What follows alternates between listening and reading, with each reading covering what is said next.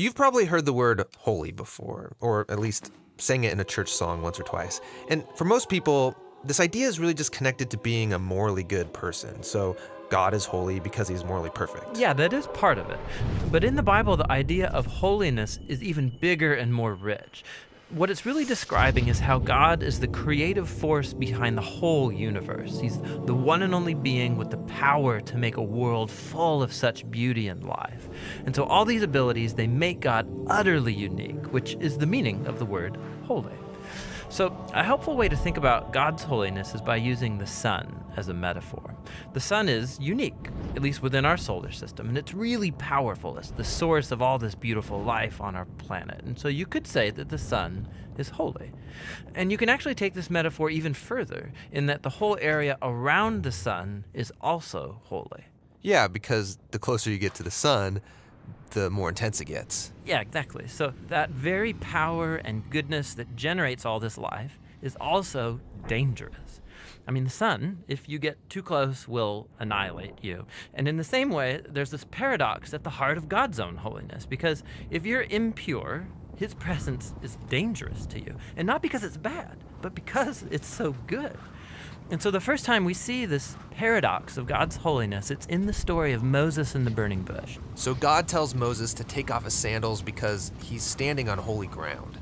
And Moses covers his face in fear, and God says, hey, don't come any closer. It's intense. It's actually that intensity of God's holiness that's explored even more in the stories about Israel's temple, which was the main place where God's holy presence was located.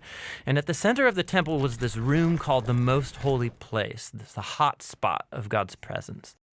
And whether you're an Israelite living in the land around the temple or a priest working right in the temple, you're in proximity to God's holy presence, which is dangerous. Yeah, this is a problem. So how's it supposed to work? Well, in the Bible, the solution is that you need to become pure. So like being morally pure. Yeah, and that's easy enough to understand. But the Bible spends a lot of time talking about another kind of purity, being ritually pure, which is a state where you separate yourself from anything related to death, like touching things like diseased skin or dead bodies or even certain bodily fluids. All these make you impure. And becoming ritually impure isn't necessarily sinful. What's wrong is waltzing into God's presence when you're in an impure state. And so that's why God gave the Israelites very clear instructions for knowing when they were impure, steps to become pure, so that they could go into the temple again. So that's what the book of Leviticus is about. Right.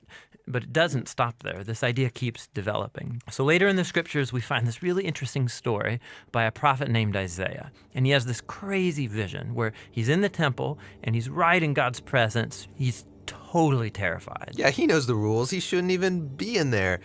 And he's worried about being destroyed. And then this crazy creature called a seraphim. Yeah, that is a crazy creature. Totally. So it flies over with a hot coal, and then it sears Isaiah's lips with the coal and says something really weird. Your guilt is taken away, and your sin is atoned for. So this burning coal somehow makes Isaiah pure. Yeah, it's remarkable because normally if you touch something impure, it transfers its impurity to you. But now here's this new idea where you have this coal, this very holy and pure object, and it touches Isaiah, and it transfers its purity to him. Isaiah is not destroyed by God's holiness. He's transformed by it. I mean, the implications of this are just huge. But there's one more development. This time from another prophet, Ezekiel. And he has this vision where he's standing at the temple and he sees water trickling out from it. And then that water turns into a stream, and then it grows into a deep river that starts flowing through the desert, leaving this trail of green trees behind it. And then it flows into the Dead Sea, making everything fresh and alive. So instead of becoming pure first and then going into the temple, here God's holiness comes out from the temple, making things pure and bringing them to life. What does it all mean? So we don't know until we meet this man, Jesus. And he claims that he's fulfilling all of these ancient visions, but in surprising new ways. So Jesus, he went around touching people who are impure, people with skin diseases, a woman with chronic bleeding, or dead people. And when he touches them, their impurity should transfer over to Jesus, but instead, Jesus' purity transfers to them and actually heals their bodies. Jesus is like that holy coal in Isaiah's vision. Right. And Jesus claimed that he was the human embodiment of God's own holiness, and that he and his followers were now God's temple, so that through them, God's holy presence would go out into the world and bring life and healing and hope. And so this is why Jesus described his followers as having streams of living water flowing out of them. So this is our part of the story where we find ourselves now, but where's this all heading? So the last pages of the Bible end with a final vision about God's holiness. And this time it's by a guy named John. And in his vision, we see the whole world made completely new. The entire earth has become God's temple.